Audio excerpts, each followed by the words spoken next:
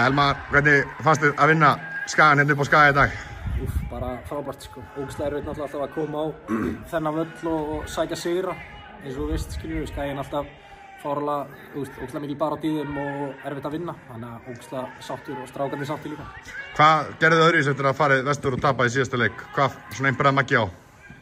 Náttúrulega, þú veist, okkur langar að gera vel í bikar og þú veist, það er svona ákveðið boost og motivation og líka bara, þú veist, þegar þú tapa leikjum áleiðanlegan hátt eins og síðast þá viltu reyna að sækja fleiri sigra og við mættum bara með allt annað hugafar í þennan leik, sko.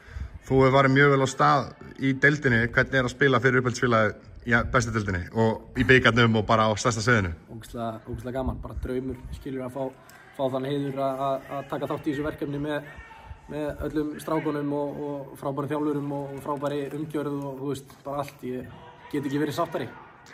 Eitt hérna að lokum, ykkur var spáð falli fyrir mót í bestdeildinni, svona svo ég tala líka aðeins um það. Nú eru komnir 16 úrslit í bikar, komnir með ágætis pakka stigum í deildinni. Hvernig svona finnst þér þetta að fara á stað? Eru þið heim á stærsta sviðinu?